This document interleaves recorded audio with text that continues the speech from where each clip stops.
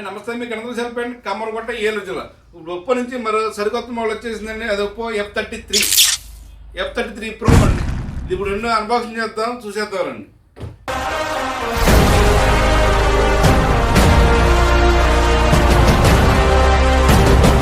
ఇది F33 అండి, forest green. ఇది 33 Pro మిస్టీ ఫారెస్ట్. యాక్చువల్గా అన్నీ కూడా మార్కెట్లో పెద్ద పెద్ద సైజు మొబైల్స్ అండి, పట్టుకోవాలంటే కొంచెం బాగా పెద్దగా ఉన్నాయి.